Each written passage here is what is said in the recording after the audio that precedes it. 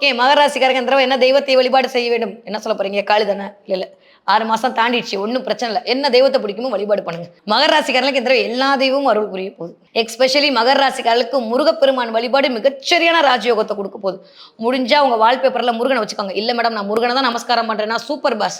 அப்படியே முருகனுடைய கை உங்ககிட்டயே இருக்கு. உங்க பின்னாடி இருந்து அவர் பிளஸ் பண்ணிட்டே இருக்காரு. உங்களுக்கு தெரியாம அந்த ஷவர நீங்க வாங்கிட்டே இருக்கீங்க. அவ்ளோ சூப்பரா இருக்கு முருகனுடைய எனர்ஜி இந்த தடவ. உங்க வீட்ல உச்சமாகக்கூடிய கிரகம் ராசிநாதனோட சேர்ந்து இருக்கும்போது, ஒரு மாரியான நல்லவைகளை கொண்டு சூட்சமமா நான் சொல்றேன். நெறைய நல்லவை தேடி வரப்போகுது. ஸ்பீட் எடுக்க போறீங்க. இதுவரைக்கும் இல்லாத அளவுக்கு வேலையில ஸ்பீட் எடுக்க போறீங்க. வியாபாரத்துல ஸ்பீட் எடுக்குறீங்க. அலைச்சல் அதிகரிக்கும். ஒரு இடத்துல இருக்க முடியாம அங்க, இங்க, அங்கன்னு அலையறதுக்கான வாய்ப்பெல்லாம் இருக்கு. அதன் மூலமாக அனுகூலம் கிடைக்கும். சூப்பரா இருக்கு மகர ராசிக்காரருக்கு. இந்த தடவ என்ன பார்ப்பீங்க? மகர ராசிக்காரங்க ஸ்பீட் எடுக்க போறேன்னு சொல்லிட்டீங்களா? அப்ப என்ன பார்ப்பீங்க? குதிரையா? சிறுத்தை பார்ப்பீங்க. சிறுத்தையா? எஸ், நெறைய சிறுத்தை பார்ப்பீங்க.